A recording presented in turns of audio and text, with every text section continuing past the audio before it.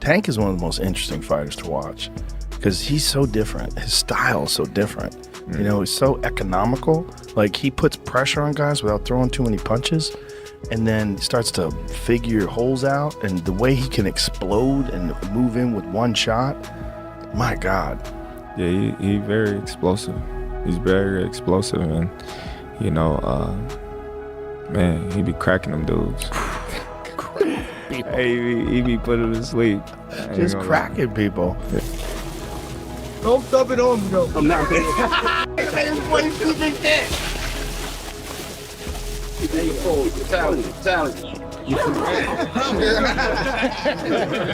would you get this one, man? When Joe Rogan caught a glimpse of Gervonta "Tank" Davis's newly bulked up body before his upcoming clash with Jake Paul, you could practically sense that classic Rogan reaction, a mix of fascination and analytical curiosity kicking in. I'm a giant Gervonta fan. I think that guy's so unusual. Yeah. His style's so unusual, and it's like patience. Yes. Yeah. But he finds these openings and he sees them, but he doesn't go after them right away. He waits for the right time. He's so patient. Right. Like, when you watch the early rounds of his fights, he's like at a world champions that are competing today at the highest level, he probably has the lowest punch count in the early rounds. Yeah. Because he just wait, but he also knows he's got that nuclear option that if he can crack you, most likely he's going to take you out. He's got massive confidence. On his podcast, Joe Rogan didn't bother dressing it up. After watching Tank's latest training footage, he laughed and said something along the lines of, "Man, he looks like he was built in a powerlifting factory." And honestly, he's got a point. Tank's physique looks unreal, his shoulders are wider, his traps sit high like a coiled bull, and his overall frame is way thicker than it was before the Ryan Garcia bout. Rogan broke it down the way only he can, analyzing how that added muscle could affect Tank's explosiveness, suggesting that instead of slowing him down, the extra size might actually boost his punching speed and hip torque. It's interesting, right? Like, you don't know whether someone's ever going to be able to figure that out or whether or not he's just going to keep cracking people. Yeah. You know, so it's part of the fun of watching it. I've talked to a lot of like real boxing purists. It's like, you can't rely on that style. Right. He's got to be busier. When he gets to the best guys, it's not going to work out. Like, well, we'll see. Yeah. We'll see, because there's so many good guys. But the real highlight came when Rogan drew a wild comparison, calling Tank a modern-day mini Mike Tyson, only with today's advanced training methods behind him. According to Joe, Tank isn't built just to box, he's built to detonate.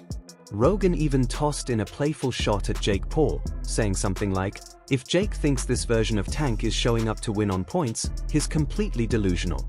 This guy's coming to finish things fast."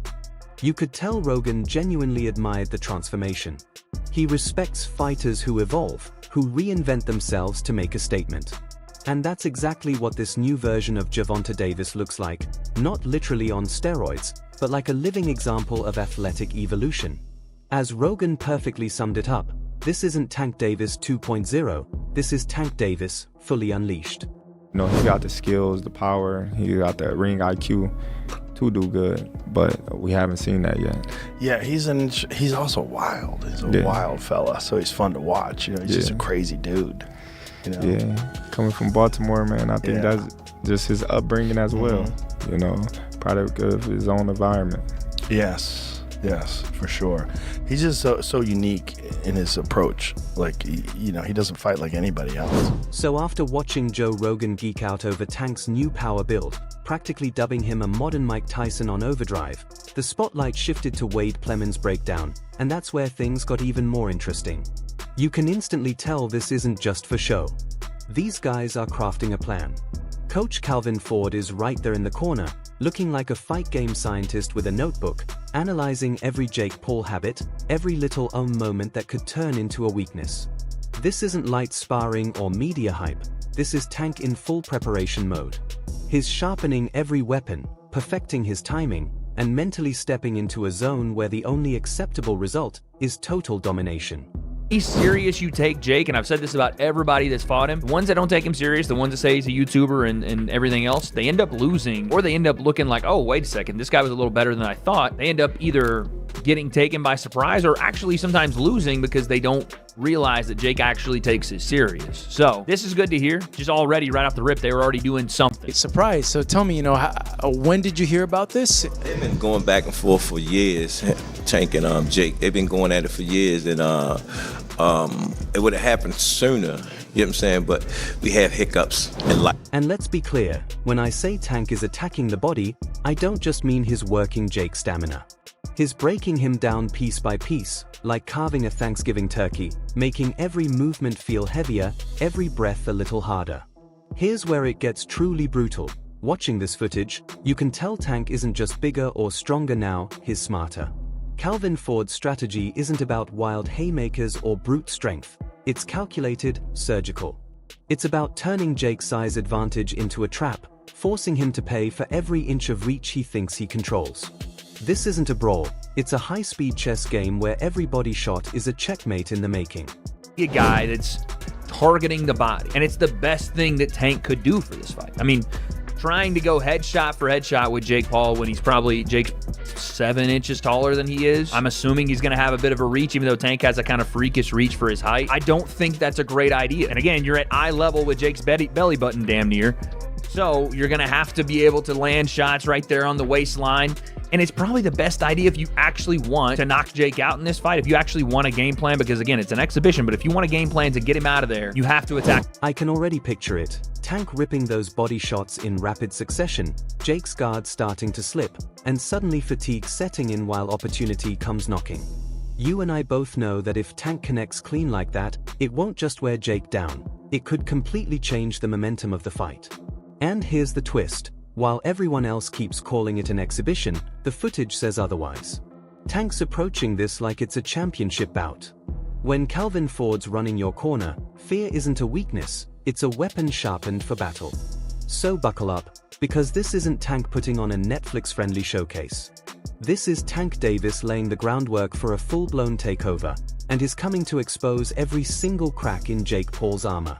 Ridiculously hard for Tank to actually knock Jake out. I'm just, that's like 70-pound difference, 60-pound difference. That means something. And Jake's not some guy that's never thrown punches. He's a relative novice when it comes to, skill level that Tank has, but still, he knows how to protect himself. And again, his body structure allows for some mistakes to happen that he wouldn't have to pay for like he would if he was 135 pounds. Point being, I would be impressed, very, if Tank knocked him out cold or dropped him with something, hurt him. And just when you thought Calvin Ford's honesty couldn't get any more real, Lamont Roach Sr. stepped in, not with punches, but with paperwork.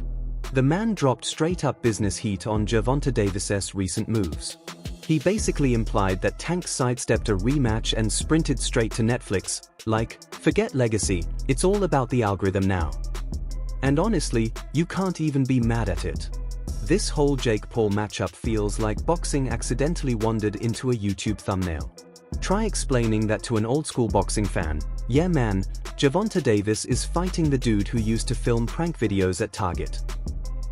It's not good. It's not good for the sport. A lot of people say, oh, money this and money that, but you gotta do business the right way. You know what I'm saying? You got guys on that other side, especially fighters, that take time out of their life, train, get their coaches, their sparring partners, they go different places, travel. They invest a lot of times in their career, and it's a lot. So, when they get back, they get news like that, it does not receive well. So, but we solid. We're gonna stand 10 toes down, man, and we're gonna see what's next for us. But here's where it gets hilarious. Roach didn't sugarcoat a thing.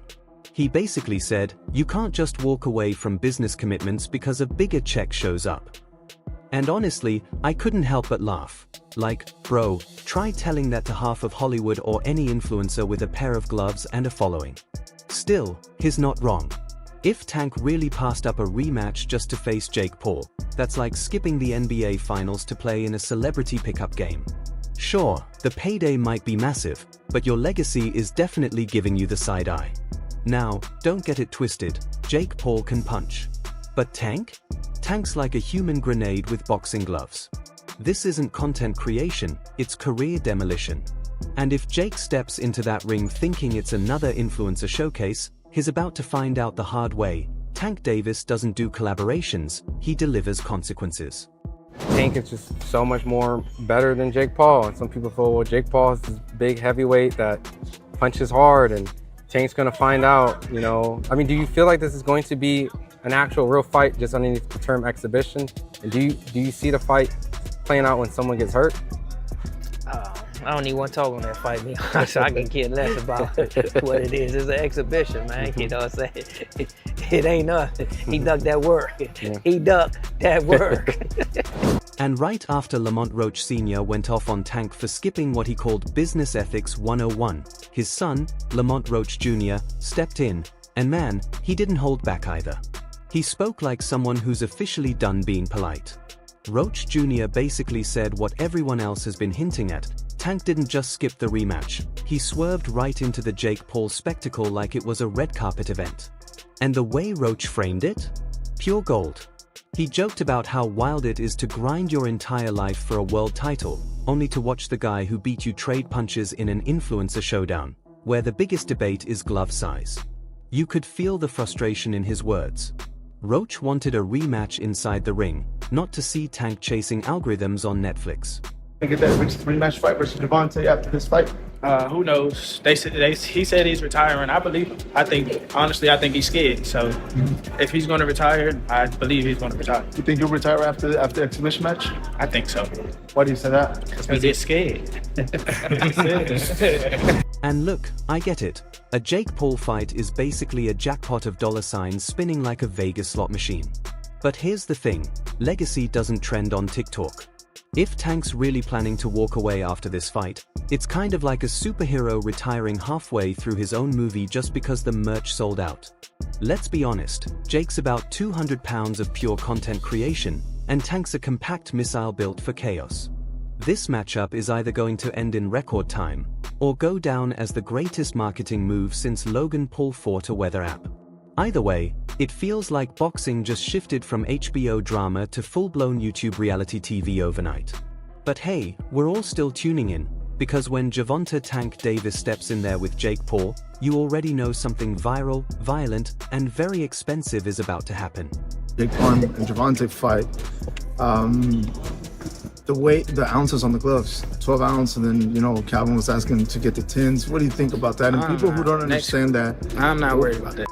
I'm not worried about their fight per se. Like, I really don't care.